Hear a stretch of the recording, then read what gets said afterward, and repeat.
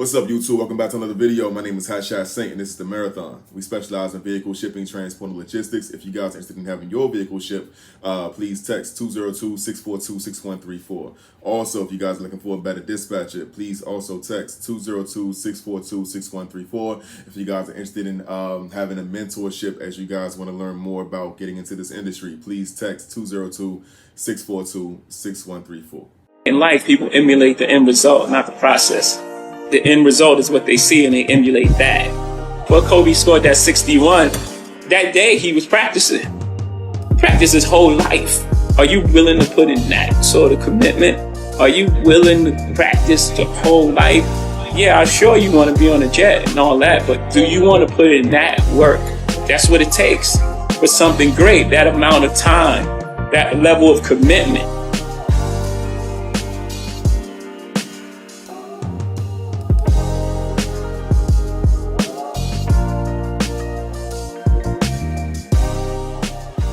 Welcome back to another video. This one's gonna be pretty quick. I was just giving a quick update for some of the fraud shit that I had discussed in a previous video that I had made. If you guys go a couple videos back, but I see in the comments you guys kind of want some updates on what's going on, and let me stop being silly. But yeah, man. If you guys remember, there was a Jewish guy that owed me $700. I got paid from him. Took about 30 to 45 days to get paid. He didn't want to pay us because we had left him a negative review after he went ghost for like 4 days.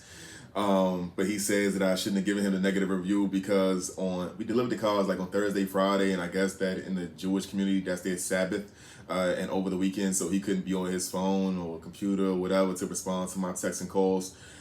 So a bunch of bullshit that had nothing to do with me, just, being blunt with it. But to get paid, I attacked him on social media, and some of you guys helped me out as well. So we went to Google, typed in his business name, he sells cars, and we gave a lot of negative reviews on Google as well. We did on Instagram as well. I think I did on Facebook. On every platform that I could find, I attacked him. Right, so with all the negative reviews that was coming in, it gave him the fire to get me paid. Right, if you guys are familiar with Central Dispatch right now, you guys know they changed around their website. So once you give a negative review, you can't take it back.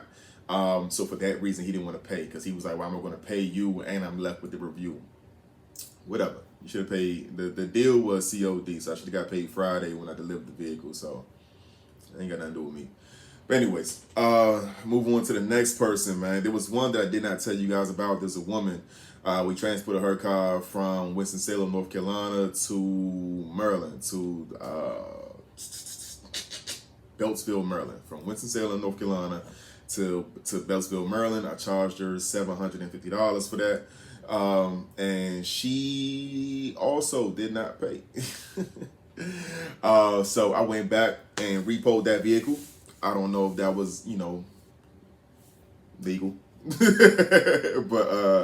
I didn't take the whole car. I went to the shop that we had transported to and took the keys to the vehicle, right? So I had transported the car from one body shop that was in North Carolina to another body shop that's in Maryland. And when she opted not to pay, I went to that body shop and told them I forgot something in the car or some shit like that, man. So they'd give me the keys or whatever. But when they gave me the keys, we just hopped in the truck and rode off with the keys. And sent her a picture of the keys to the vehicle and let her know that we would return the keys once she pays in full, and that every day after 5 days, after she was delinquent 5 days, that every day she was to assess a $150 delinquency fee. And then if she continues to be late, I threatened with actually going there and taking the vehicle in totality, taking it to our storage lot, and there she would be charged more money. So kind of having to be a hard ass now due to just, motherfuckers not wanting to pay, and that's just kind of where we are right now, right? I do my part as providing the service. I told her that her vehicle, well, she knows, and I, reminded her that her vehicle was picked up the day that she wanted. It was delivered that same day ahead of schedule, and it traveled with the best of accommodations inside of a brand new 2023 4-car enclosed, piloted by one of the best drivers in auto transportation. Shout out Paluzzo and Sebastian with Paluzzo Exotic Transport. They gave me a hand on this one as well. So yeah, I did my part. It's time for you to do yours. And one thing I hate that customers will do is they'll be on your back about getting their vehicles picked up and get them delivered, but nobody keeps that same energy when it comes time to pay. I don't understand that. Like, that same excitement that you guys got to get your new car, pay me. That's how I feel. You know what I'm saying? Pay me. And for those who like to pay, 202-642-6134. And then moving on to the heavy hitter, man, we got Zachary Romero with Zero Industries, whatever the fuck he does. And that is, I still ain't been able to figure out what Zero Industries is, but that is the guy who scammed me out of $8,400 because we damaged, accountability? We damaged his Lamborghini Urus, right? So, long story short, if you guys are new to the channel, then watch the last video, well, the video about the fraud shit. I transported 6 vehicles for this guy between November and February.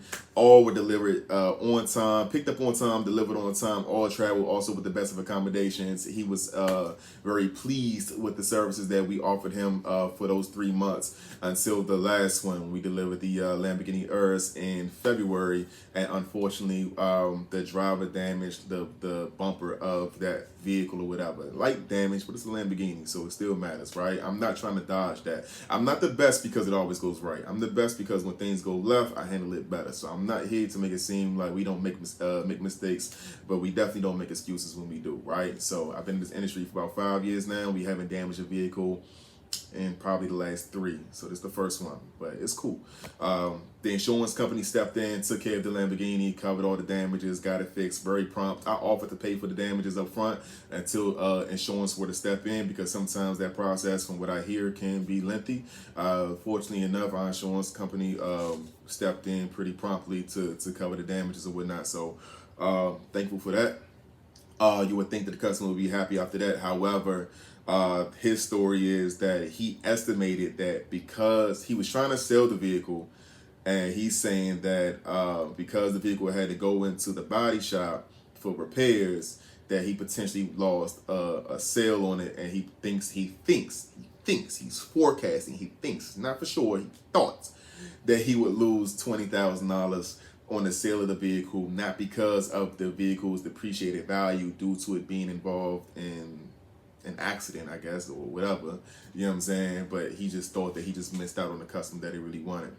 It's a couple of things wrong with that. One, if you have an issue with another business, you sue that business. That's the proper protocol to handle, just go through litigation. That's the proper protocol to handle disputes like this, right? The other problem is your assumption that you would lose $20,000 is just an assumption. That doesn't give you the right to steal really $14,000 from somebody. He stole $8,400, but it ended up costing me $14,000, and then it hit me for a lot more damages to my company, but whatever, right? But it doesn't give you the right to steal out of somebody's bank account, because he had to lie to his credit card company in order to get this money back.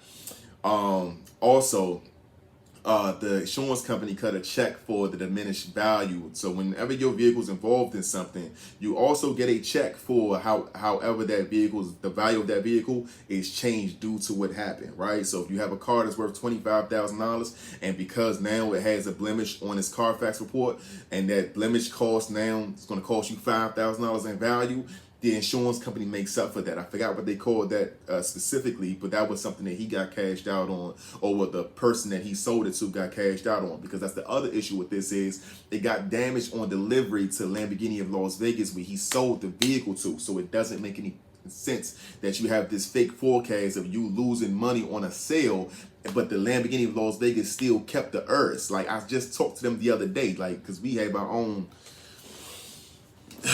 whatever now that we dealing with. That's my own customer now. That so I just talked to them the other day. They still they kept the Urus. They sold the Urus. There was no issue with that.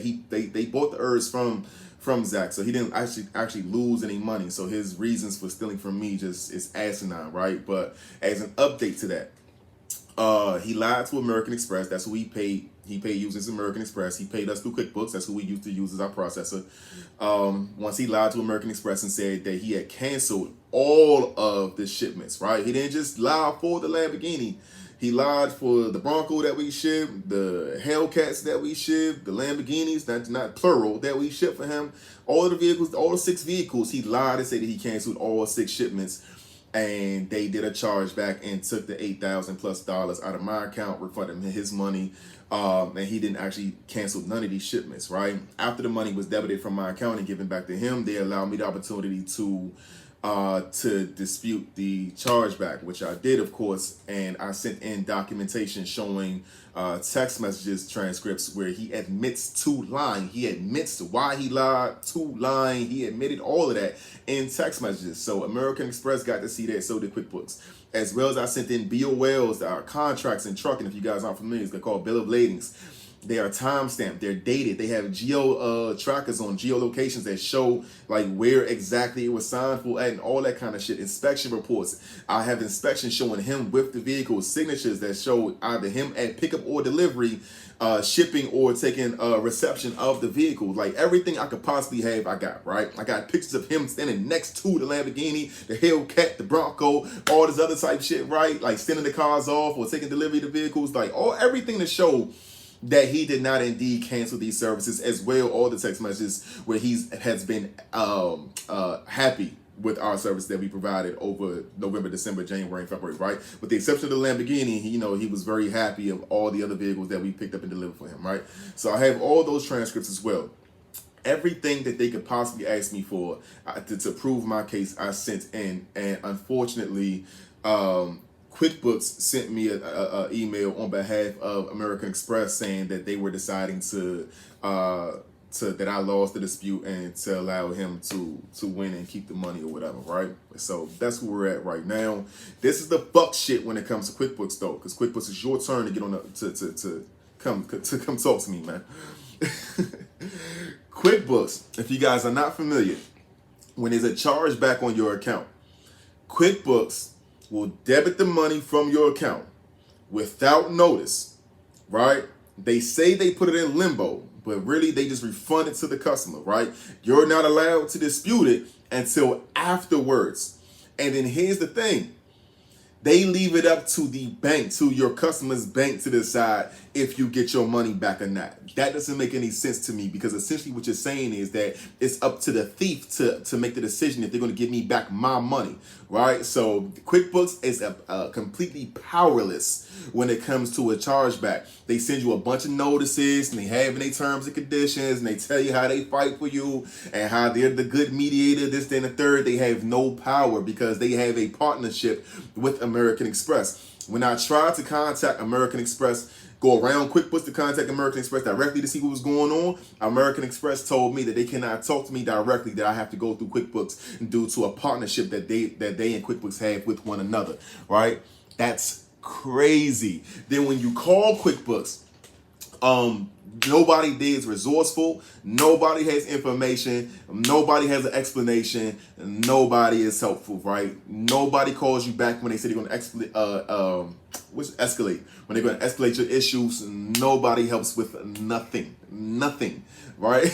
It's the most frustrating process I've ever been through.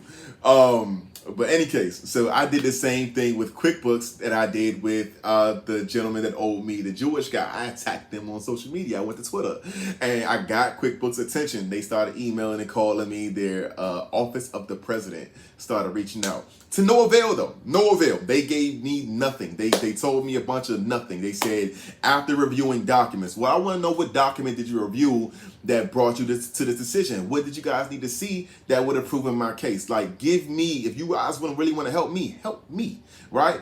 In the end, they told me that the document that was missing was that I did not send them a copy of the invoices that got chargeback, that got disputed, right? I didn't send those in, right? Make this make sense for me, y'all. QuickBooks, I made the invoice through y'all. When I log into QuickBooks right now, it has a red exclamation point next to those invoices showing the invoices that are being charged back. Why would I need to send you the invoice that got charged back if it was made on your software? I can't make this up. So they sent me, the last email was that if I'm unhappy with the decision that was made, that my options are to sue the customer. Well, I have a lawsuit pending for QuickBooks, for American Express, and for Zachary Romero.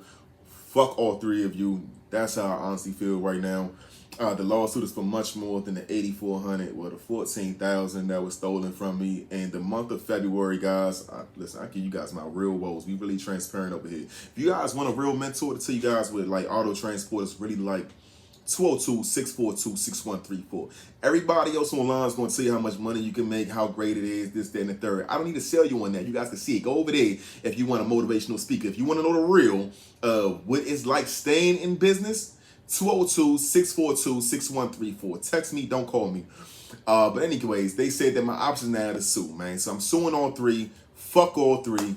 And I'll give you guys another update as that goes on. The lawsuit is for more than $100,000 because it's due to damages that has happened to the company since the loss of money in February. The last week of February, I lost $24,000. In the month of March, I don't even want to give out that number. In the month of April, I don't even want to give out that number just yet. That'll be on the next update. So if you guys want more information and want to follow these proceedings, please like, share, subscribe. I don't even care if you guys share for real, man. But like this motherfucker and subscribe. You know what I'm saying? I don't really care. I don't do this to get a whole bunch of like people on top of it. I'm venting, I think. I'm fucking venting. I'm venting. But anyways, if you guys are interested in having your vehicle shipped by some of the best hands in auto transportation, 202-642-6134. If you guys are looking for a mentor, 202-642-6134.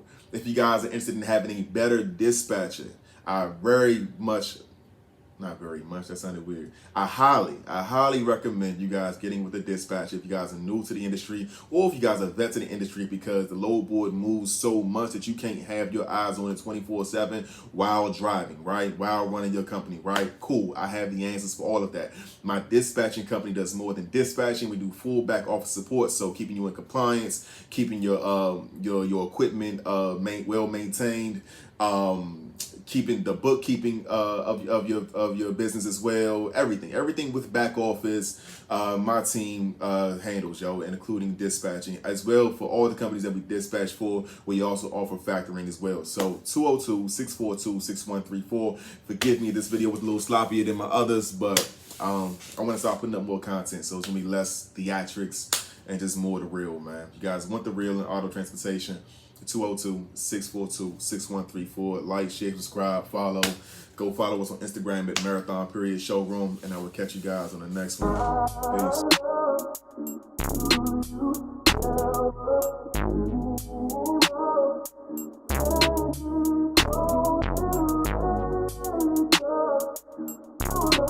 Peace.